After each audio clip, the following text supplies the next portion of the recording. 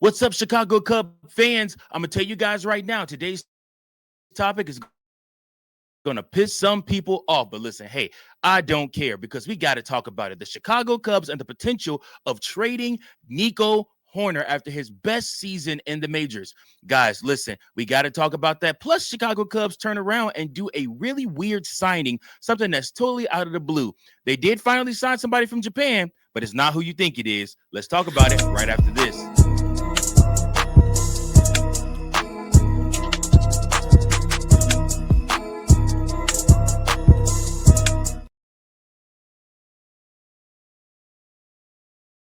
Everybody to another episode of Chicago Cubs Central, your number one spot for all things Chicago Cubs. I am your host, Mike Jones. Do me a favor, guys. If this is your first time watching, go ahead, hit that like button, hit that subscribe button, and make sure that you share this podcast with all of your friends. Listen, if you are a repeat offender, that means you come back and you watch and you listen and you comment all the time. I appreciate you so much. Thank you, thank you, thank you. And please make sure that you guys go ahead and hit that like button as well as that share button. Thank you guys so much. Yo, we got much to talk about today. It's been a couple days since I dropped the episode. That's right. I'm kind of taking some days in between now as things kind of slow down, which they really shouldn't because the Chicago Cubs haven't done much. But as things slow down, like I said, I'm going to move to 3 days a week, dropping episodes for you up until things start heating up back again in spring training. But of course, anytime any big news drops, you already know your boy is right there, Johnny on the spot, to give you all of the latest and greatest. Now, with that being said, guys, reports dropped a couple of days ago and everybody was losing their minds. Reports out there say that San Francisco Giants have called the Cubs asking about Nico Hoerner. Now, that doesn't mean a deal is imminent, but it does mean Nico's value around the league is sky high. So for me, that automatically means we got to talk about the potential of the Chicago Cubs trading Nico Hoerner and what that looks like. And I understand, guys, there's going to be so many people that are like, Mike, I don't want this to happen. I don't want the Chicago Cubs to trade Nico Hoerner. Listen, guys, with all due respect, I understand. I feel you. Trust me, I feel you. However, we have to get better as a club. And as things stand right now, we are not willing to necessarily go out and spend the money on free agency like other teams are willing to do. So a lot of this is going to have to happen through trades. That just is point blank how it is. So the Chicago Cubs have some decisions to make, and that may mean trading away some pieces that you think are untouchable. But I can tell you guys right now, for the right price, no player on the Chicago Cubs is untouchable. None of them. Not Justin Steele, not Shota Imanaga, not anybody. Michael Bush, Matt Shaw, nobody. Moises Ballesteros, it does not matter. For the right person, for the right price, nobody is untouchable. Now, why do people like Nico Hoerner? Why are teams looking at Nico Hoerner? Well, guys, first and foremost, Nico Hoerner gives you automatic gold glove defense. That's right. This season, Nico Hoerner is coming off an all-around elite season. He had one of his best seasons in the MLB. He is an elite contact hitter. He hit 297 this season. He has speed around the base paths. He's versatile, and he has leadership. Not to mention, he also has a very affordable contract for the type of production that he gives to the Chicago Cubs. Now, do I want to necessarily part ways with Nico Hoerner? No. I like Nico Hoerner a lot. I think he brings a lot to this club. I think last year you really began to see his worth, especially on the plate. At the plate, I like what he brought to the Chicago Cubs. I like that he frustrated hitters. I like the fact that he made hitters pay, and I like the fact that he did a lot of contact. And like I said, he got a lot of times on base or taking his walks. He was very patient. I like the fact that he did all those things. I like that he was a tough out every single time he stepped to the plate. And of course, you already know what he's doing over there at second base, and he's versatile because he actually is a shortstop. He could play he could play second base and shortstop for you. So again, all of these things make Nico Hoerner a very, very, very attractive contract. And Nico Hoerner does pretty much everything this team needs. He hits for average. He plays elite defense. He steals bases, and he doesn't strike out. Those guys don't grow on trees. So if we're looking to trade Nico Hoerner, it must be for an elite piece piece. Now, keep that in mind as we keep talking.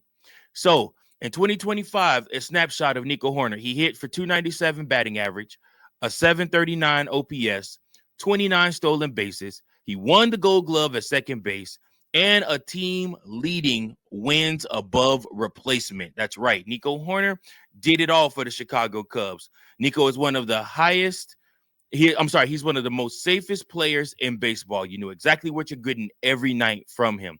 And another analyst said, if you trade Nico Hoerner, you better be getting a foundational piece back, not prospects. And then another analyst said, championship teams don't trade guys like Nico Hoerner unless they're absolutely blown away by the package they are getting in return. So I want to ask you guys, do you think Nico Hoerner, a trade with him, is actually coming? Or is this just teams kicking the tires to see if the Chicago Cubs would be willing to necessarily trade and part ways with Nico Hoerner? Personally, for me, there's a select few individuals that I would be willing to trade Nico Hoerner for. Again, I remember I said no player is untouchable, but it's got to be for the right piece and the right price. And let's talk about the name that was thrown out with Nico Hoerner if you're looking at somebody that could potentially be traded. Now, who are we talking about? I'm talking about Rafael Devers. And I want to ask you guys, you think this is realistic? It's probably not, but it's fun to talk about, right? Absolutely. Listen, Devers is a different position. He has a different skill set. He has different contract structures. Devers is elite power bat. Nico Hoerner is an elite all-around infielder. So these guys couldn't be more opposites. Now, Devers' numbers in 2025, he had a 252 batting average, 35 home runs, a 372 OBP, and a 479 slug. He's the middle of an order run producer for teams, and he's somebody that you really, really would cherish on a team like the Chicago Cubs, especially if they don't end up getting another power bat, if they don't end up signing Alex Bregman, if they don't end up, signing Cody Bellinger or re-signing Kyle Tucker, then you need to make a trade. So a trade like this could benefit the Chicago Cubs, and then you could slide Matt Shaw over to second base where he naturally plays, and then move Rafael Devers over to third base. So this could work if the Chicago Cubs are willing to make the trade, but the Cubs are going to have to offer a lot of pieces in a deal, not just Nico Hoerner, to the San Francisco Giants. This would be a classic baseball debate. Do you want elite defense, speed, and contact, or do you want a legit 30-plus home run bat in the middle of your lineup? I guess it all depends on what you value more. It really all depends on what you value more. Rafael Devers is the kind of hitter pitchers game plan for days in advance. If Devers is in your lineup, the entire lineup gets better behind him, which you already know the Chicago Cubs players like PCA and like Seiya Suzuki are going to need that type of power bat in order for them to have the same success that they had in 2025 with Kyle Tucker. Now, I'll say this. If the Cubs were ever going to move Nico Hoerner, it would have to be for a star player. But a 1-for-1 with Devers, that feels more like a video game trade than anything happening in real life. Like I just told you guys, if the Chicago Cubs were to make a trade for a Rafael Devers and Nico Hoerner, then it would have to be a lot more involved in it. Would you trade Nico for Rafael if you were Jed Hoyer? Yes or no? And tell me why in the comments below. Again, it's not a 1-for-1. I'm telling you guys off jump. It's not a 1-for-1. Don't jump in the comments yelling at me. It's not a 1-for-1 trade at all. It is going to take more than just Nico Hoerner to get Rafael Devers. If the Chicago Cubs wanted to trade for that power bat, you're probably going to have to trade a couple of prospects too, or a couple of AAA guys that are ready, MLB ready, just don't have a fit on this club. So think about that. Now, while we're talking about this, the Chicago Cubs actually did do a signing today. And the Chicago Cubs actually did that signing. They signed a player from Japan. No, it's not Amai. No, it's not any of the other guys. It is Tyler Austin. Now, like I said, the Cubs signed Tyler Austin to a 1-year deal after a strong run in Japan. He's a former MLB player, played for the Brewers, played for the Yankees. He reinvented his approach to the plate in the NPB. He has more patience now. He has more consistent power, and he has had a productive 6 years overseas. What's hilarious or ironic about this is one of his old teammates from the NPB is actually now on the Chicago Cubs too. Who is that? Shota Imanaga. That's right. So these two play 4 years together. Tyler Austin's career in the NPB in a snapshot, his slash line is 293, 377, and 568. In his time in Japan, he hit 85 home runs. He has some strong power seasons, and he's known for his plate discipline improvement. So somebody like this, guys, is automatically a low risk upside signing. If it works, great. If it doesn't hurt you because he's a bench piece already. He's going to take some at bats from Michael Busch. I will tell you guys that right now. He's a first baseman. He's going to take some plate appearances from Michael Busch. Hopefully not too many though. However, you still see the Chicago Cubs trying to bring some power to the bench that they can depend on and rely on. And I would be very interested to see how this guy, Tyler Austin, turns out for the Chicago Cubs. Is he going to be a bust, or is he going to be somebody that has much improved and is able to contribute on the major league level?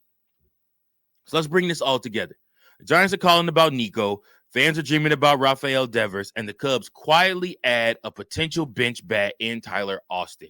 Whether any of this turns into something major, that's what we'll find out soon. But I need you guys to drop your thoughts in the comments. Is a Nico trade coming? Would you do it for Rafael Devers? Clearly, it will not be straight up 1-for-1. You're going to have to trade more than just Nico Hoerner in order to nab a star like Rafael Devers. And what are your expectations for Tyler Austin this season? Let me know all of your thoughts below. I appreciate you guys so much for tuning in to another episode of Chicago Cubs Central. Remember, you can like, share, and subscribe to this podcast.